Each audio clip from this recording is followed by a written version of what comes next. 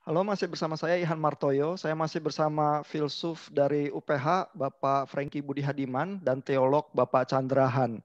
Kita masih diskusi soal Gadamer nih. Saya ingin ke Pak Franky.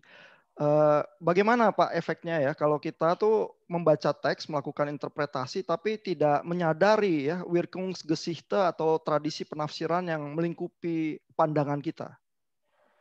Ya, begini, di dalam sejarah pemikiran itu eh, pemikiran yang ahistoris itu diwakili oleh Immanuel Kant. Nah, kemudian kan lalu dikritik oleh Hegel ya. Salah satu kritik Hegel adalah bahwa pengetahuan kita itu menyejarah, historis gitu. Nah, kalau Kant itu transendental, itu karena dipengaruhi oleh matematika.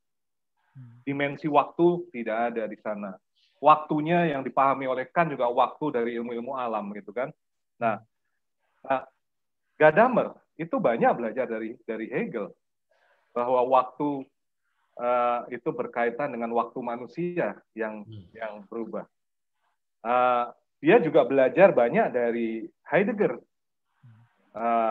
Waktu itu menyangkut waktu eksistensial gitu ya. Bagaimana kita melibati dunia ini, bagaimana kita menjadi diri kita lewat pergumulan kita selama berada di dunia ini. Dan itu pergumulan waktu karena di batas-batas cakrawala hidup kita itu adalah kematian, dan kematian itu adalah batas waktu semacam itu. Nah, itu yang disebut horizon oleh Gadamer gitu.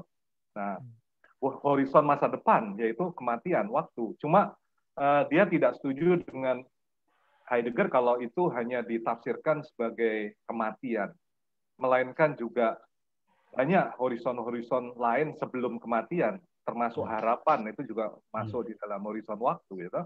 Nah, kalau ada seseorang yang membaca sebuah teks tapi menyingkirkan Wirkungsgeschichte, itu kan pertanyaannya. Apa akibatnya? Tentu saja dia akan menggeneralisasi makna yang dia tangkap. Dia generalisasi itu berlaku sekarang dan untuk selama-lamanya, macam itu. Saya ambil contoh sederhana, tidak usah kitab suci. Ada seorang anak yang mendapat surat wasiat dari ayahnya yang sebetulnya orang yang hidup di zaman Jepang, ya, di Indonesia. Jadi tentu ketika membaca surat itu, lalu dia dia pahami menurut kepentingan masa kini dia, dan dia katakan begini, ya kita baca saja isi surat itu secara harafiah, karena ini tidak ada perubahan waktu, jadi ini makna yang ada di dalamnya berlaku untuk sekarang dan untuk selama-lamanya. Tapi itu konyol sekali karena isi dari semantik, makna dari teks itu, bahkan juga acuan-acuan dari kata-kata yang ada di sana, itu tidak masa kini, semua mengacu pada zaman Jepang. Dan kita tidak bisa memahami zaman Jepang tanpa lihat konteksnya. Nah, kalau ini mau diterjemahkan ke fundamentalisme agama, lebih jelas lagi, yaitu memandang bahwa apa-apa yang sebetulnya merupakan produk masa lalu ditransfer begitu saja ke masa kini yang sudah berubah. Ya konyol. Konyol. Tidak ada mediasi interpretasi di sana. Ya, itu akibatnya, Pak. Oke, jadi beberapa akibat nih yang Pak Franky sebut, misalnya kita cenderung membaca literal ya, karena seolah-olah segala hal yang kita baca itu timeless ya, berlaku untuk semua waktu begitu saja ya. Nah, Pak Chandra, kita kalau baca Alkitab ya, apa kita memang juga sering punya Pak tendensi itu ya membaca segala hal literal lalu plek kita ambil saja untuk zaman sekarang. Apa itu ciri-ciri kita nggak ngerti Wirkungsgeschichte-nya Gadamer ya Pak Chandra?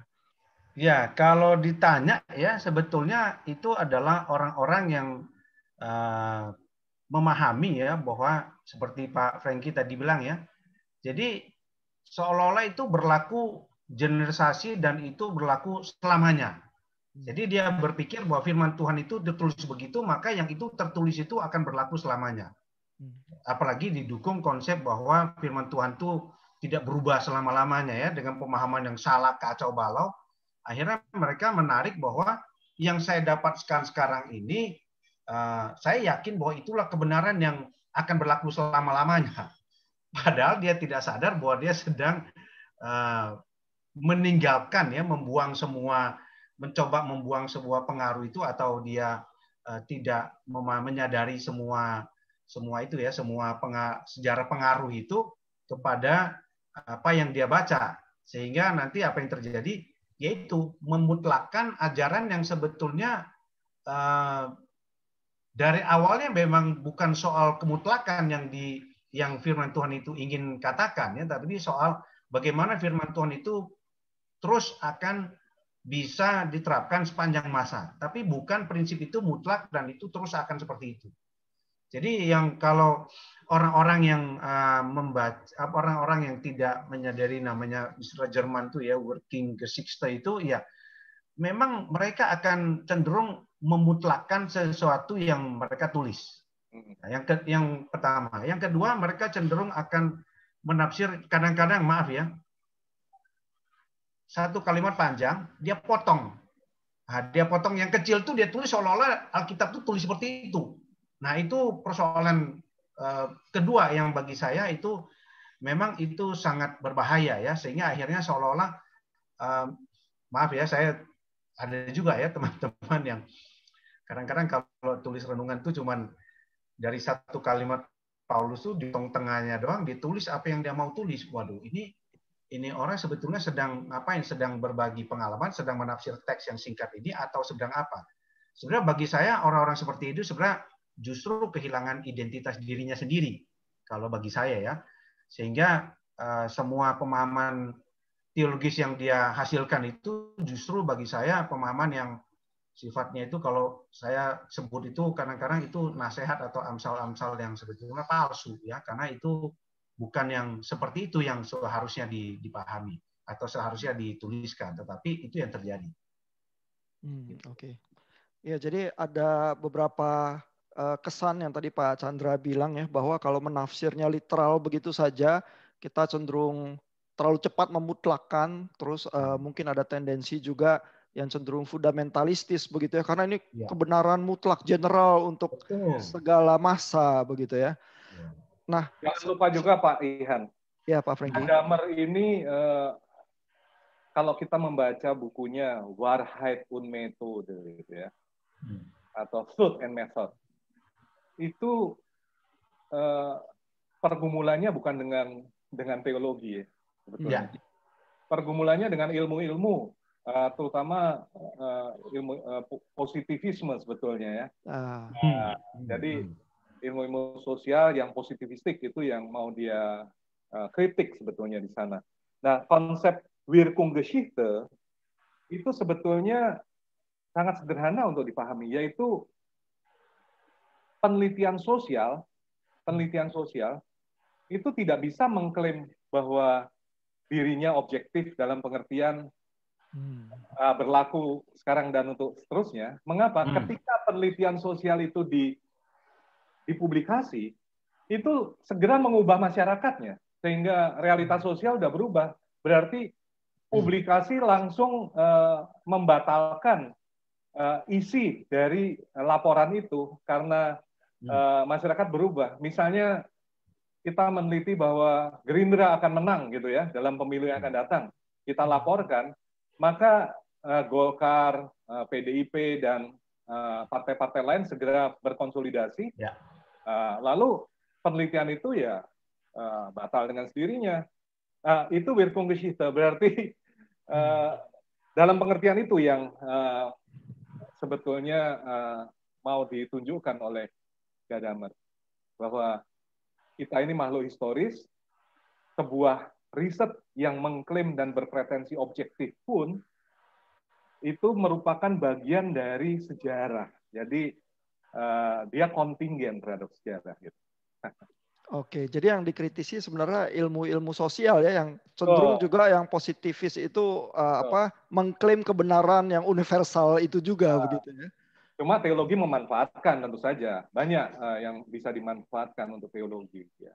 Justru karena ini saya mau coba menambahkan ya apa yang Pak Franky katakan ya. Justru begini, kadang-kadang di teologi ini justru saya tidak tahu ya, mungkin banyak orang juga tidak membaca, tidak memahami Gadamer ya, sehingga yang terjadi mirip ya dengan yang Pak Franky paparkan. Justru yang dikritik Gadamer itulah yang terjadi kepada kaum teolog ini, sehingga mereka mengeluarkan tafsiran tanpa ya saya tidak tahu, mungkin di Indonesia juga ya, salah satu juga mungkin ya. Jadi ada orang yang bahkan begitu ngotot mempertahankan tanda kutip ya tafsirannya sampai akhirnya tidak bisa diubah sama sekali.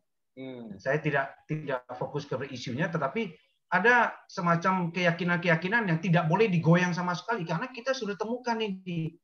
Jadi pada waktu dikeluarkan konsep itu sebetulnya kan realitanya sudah mulai berubah.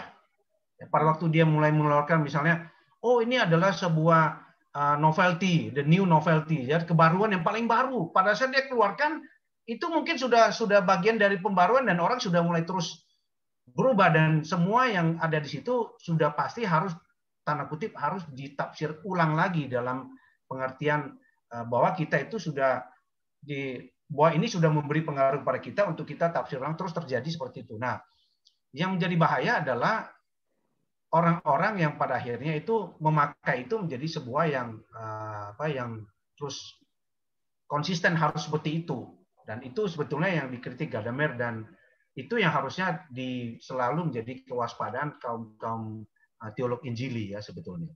Gitu. Ya, sebenarnya kalau kita baca Alkitab kan baik para nabi, rasul maupun teolog reformator juga melakukan pembacaan teksnya sebenarnya untuk mengubah kondisi sosial yang mereka anggap sebagai penyimpangan ya pada saat itu ya. Betul. Jadi selalu sebenarnya interaksinya itu cair ya. Ya. Saya ingin kembalikan lagi ke Pak Franky nih. Kan Gadamer melihat bahwa kehidupan kita di tengah-tengah tradisi tafsir itu Wirkungsgeschichte itu ya, jalan keluarnya adalah kalau mau tafsir lewat peleburan horizon-horizon begitu ya. Itu maksudnya apa Pak Franky? Ya, ada beberapa hal yang perlu kita ketahui kalau kita membahas Gadamer ya. Bagi Gadamer satu, tidak ada makna primordial, artinya makna asli yang kita bisa kembali padanya. Misalnya apa yang dimaksud oleh tadi saya mendengarkan yang dikatakan oleh Pak Chandra, apa yang dimaksud oleh Paulus sesungguhnya? Itu makna asli itu ya, itu tidak mungkin kita kembali ke situ karena kita selalu bergerak dalam horizon waktu. Kedua, di dalam kebudayaan dan masyarakat itu ada begitu banyak sistem nilai, begitu banyak tradisi, dan itu juga mempengaruhi cara kita melihat teks, ya, termasuk baik teks hukum, teks seni, mungkin juga ilmu sejarah ada di sana, dan termasuk juga mungkin kitab suci ada di sana. Jadi kemajemukan teks itu juga kemajemukan horizon yang mempengaruhi kita untuk memahami teks itu. Nah, jadi ada dua hal sekurang-kurangnya kita tidak bisa kembali ke masa apa yang dimaksud oleh penulis aslinya. Nah, itu menyebabkan kita untuk memahami suatu teks sudah terkontaminasi, katakan demikian kalau kita memakai kata yang agak peyoratif, tapi sebetulnya tidak peyoratif, ini dalam pengertian yang wajar dan netral, oleh horizon masa kini kita. Nah, itu kan ada dua horizon tradisi dan horizon kita. Artinya apa?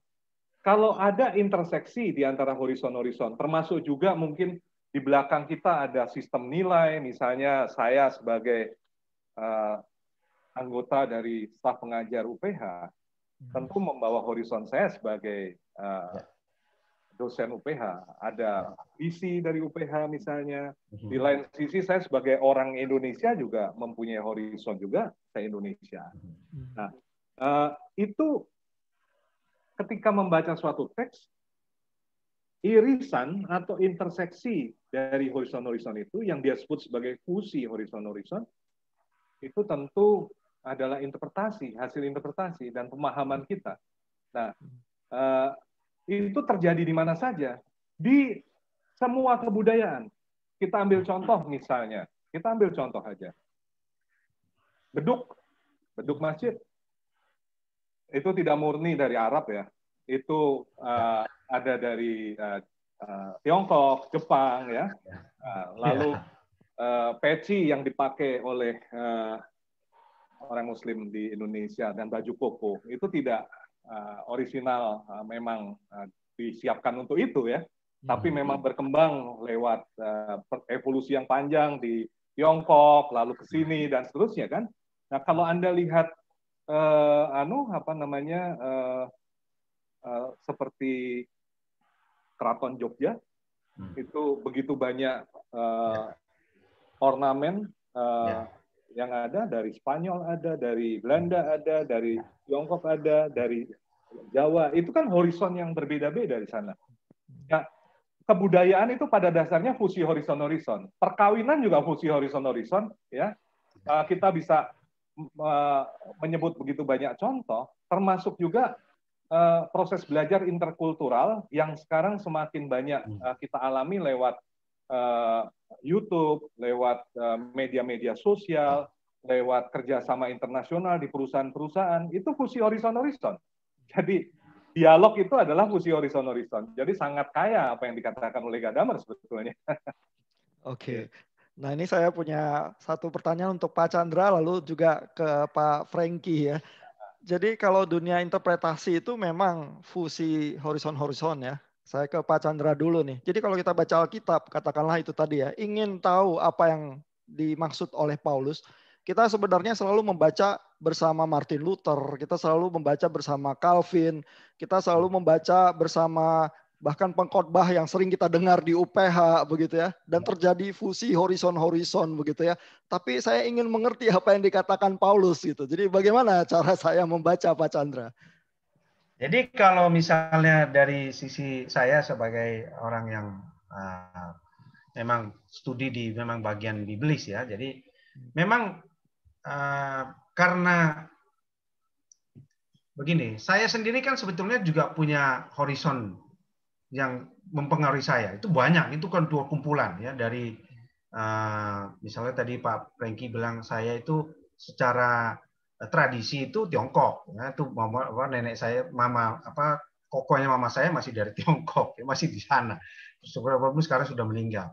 Dan kedua, sementara saya sendiri adalah orang yang studi, misalnya pernah studi di Amerika. Itu kan problem itu kan horizon itu juga pasti berpengaruh ya, seperti Pak Ihan bilang, ya itu Martin Luther di Barat itu bacaan sehari-hari ya.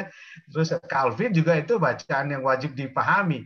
Nah, sementara saya sendiri di dalam keluarga itu juga ya, saya juga punya horizon sendiri. Pengaruh dari istri, dari anak, cara mendidik, semua. Terus juga saya sekarang bekerja di UPH, melayani di UPH, juga punya horizon sendiri.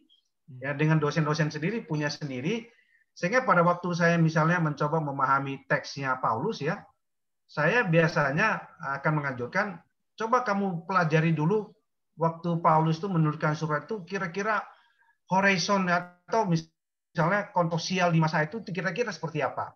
Sehingga kita bisa membuat prasangka ya, atau semacam praduga dulu. Kayaknya mungkin situasi dulu kayak gini ya. Nah, sehingga pada waktu kita nanti mulai membaca pengertian teks itu, kita juga aware bahwa kita itu punya horizon-horizon yang sebetulnya tidak bisa kita lepaskan pure. Jadi mempengaruhi kita. Bagaimana cara kita membaca sampai saya ketemu makna ini, lalu kalau ada orang lain menemukan, saya bisa di bagian biblika, biblis ya, saya ketemu makna A, bagian sistematik, loh kok jadi begini ya, lalu bagaimana?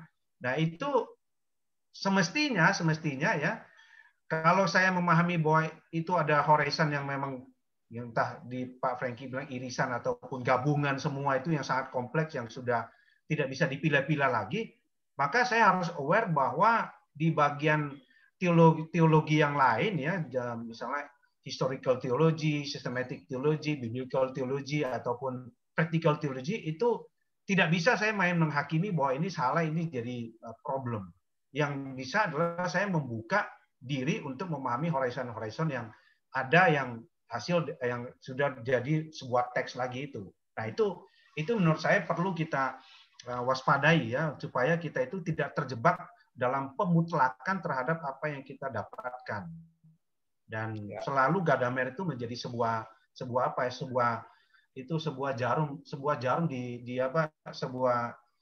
jarum di jantung kita nih ya. Yuk mau makin maju ya sudah, terus aja maju dengan mutlakmu ya sudah, kamu ketusuk sendiri. Nah, itu bisa menimbulkan masalah tersendiri juga. Ya. Dalam arti ini, kalau kita mau mengenal gitu ya maksud asli dari penulis gitu kan, ini dalam contoh Paulus tadi ya, apakah masih mungkin kita mendengarkan apa yang sungguh-sungguh dimaksud oleh Paulus gitu ya? Kan itu pertanyaannya. Betul. Kalau kita lihat dari perspektif Gadamer, tidak bisa atau tidak ada cara lain untuk memahami maksud asli Paulus selain dengan fusi horizon-horizon. Artinya apa? Ya. Paulus semakin kita kenal lewat horizon kita, gitu. Ya. Sehingga ya itu keadaannya mirip seperti suami istri ya. Suami istri, apakah kita bisa mengenal 100% dia? Iya dan tidak. Dalam arti kita selalu membawa prasangka kita, membawa pengenalan kita tentang dia, ya. Tapi kenapa iya? Karena lewat pengenalan kita akan dia juga akan mendekat ke kita. Lalu akhirnya saling mendekat juga. Nah, demikian juga teks dan tradisi itu dibayangkan oleh Gadamer sebagai person sebetulnya, sebagai the other. Nah, untuk the other ini kan seperti person gitu. Jadi ya ada misterinya lah, kira-kira begitu.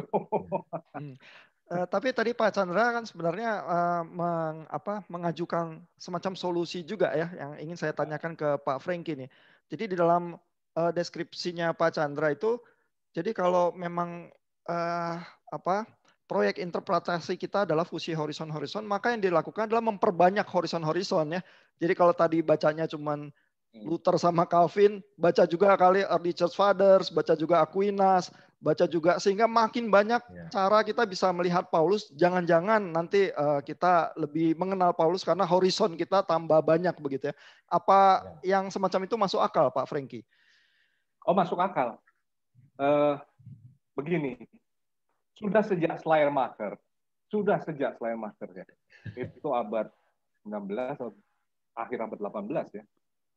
Schleiermacher sudah mengatakan hermeneutik itu membuat kita memahami teks, kita lebih memahami teks daripada penulisnya gitu ya. Jadi Paulus, kalau melihat interpretasi Paulus misalnya, dia tidak tahu begitu, kok orang begitu pintar mengenai saya gitu kan, membaca saya begitu pintar. Sekarang masalahnya apakah Paulus akan menemukan dirinya di dalam interpretasi itu, ya? Schleiermacher pun sudah mengatakan, yaitu tidak ada cara lain, yaitu lewat interpretasi, sehingga orang seperti Paulus pun ketika melihat interpretasi-interpretasi itu, dia akan mengatakan, saya memahami diri saya lebih baik lewat interpretasi itu. Sekarang lewat Gadamer itu ditunjukkan dengan lebih detail. Itulah yang namanya fusi horizon-horizon. Jadi apa yang dikatakan Pak Chandra itu sebuah visualisasi yang menurut saya mempermudah pemahaman kita, bahwa kalau kita mempunyai horizon ekonomi, horizon politik, horizon sejarah, horizon kebudayaan, estetika dan sebagainya, yang kita pakai untuk melihat sebuah teks gitu ya, kekayaan horizon itu membuat penulisnya kalau bisa dihidupkan kembali akan melihat, weh, kamu lebih pintar dari saya untuk melihat ini. Saya menemukan diri saya menjadi lebih baik di sini. Saya punya contoh mengenai hal itu, yaitu tulisan dari Clifford Geertz yang berjudul The Interpretation of Cultures. Di dalam buku itu dia menulis tentang sabung ayam di Bali. Dia memakai sedikit banyak fungsi horizon seperti itu. Horizon dia sebagai orang Amerika, lalu orang Bali digabung-gabungkan sehingga pertunjukan sabung ayam itu dalam interpretasi dia itu mirip seperti sebuah permainan di Inggris, saya lupa ya. Jadi dipadukan horizon itu. Nah, saya berikan kepada orang Bali untuk membaca. Orang Bali mengatakan, saya sekarang memahami kebudayaan saya lebih baik daripada sebelumnya. Jadi mata orang asing itu kita butuhkan untuk memahami diri kita. Itu adalah wisdom dari hermeneutik. Ya. Oke, terima kasih untuk Pak Franky dan Pak Chandra untuk obrolannya sangat menarik ini. Jadi materi obrolan malam ini kita sebenarnya diambil dari buku ini yang ingin saya tunjukkan, buku dari Pak Franky Budi Hadiman, Seni Memahami, Hermeneutik dari Schleiermacher sampai Derrida. Kebetulan Gadamer ada di tengah buku ini yang sudah kita bicarakan. Untuk para pendengar yang ingin terus makin mendalam memahami, bisa cari buku ini. Ini terbitan Canisius dari Pak Franky Budi Hadiman. Terima kasih sekali lagi. Selamat malam. Kita jumpa di dalam diskusi filsafat yang lain. Baik. Sampai jumpa. Ya.